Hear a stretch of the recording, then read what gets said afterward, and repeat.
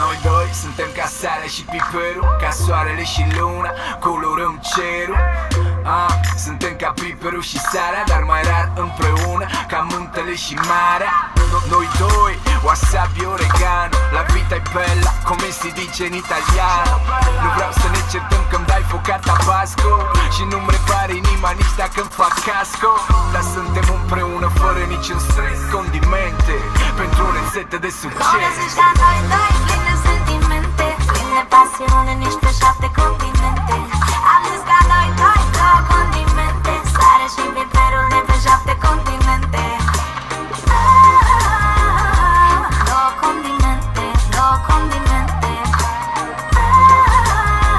de pe 7 continente, 7 continente. Tu ești picantă, gen chili sau boia, doar că eu mănânc mai light, fii tu sosul meu de soia. Eu busul, eu tu mentă, relația nu-i perfectă, dar are o tentă. Paprika din India, știi că tu ești unica, plus fiind ca vanilia, una la 1 miliard. O văd și oamenii mei, ci că ăștia doi se potrivesc, nu știm alții ca ei. Dar suntem împreună fără niciun stres, condimente pentru o rețetă de succes. Ora zici ca noi doi, plin de sentimente, plin de pasiune, nici pe 7 continente. Am zis ca noi doi, două condimente, sare și piperul de pe 7 continente. Două condimente, două condimente, de pe 7 continente, 7 continente.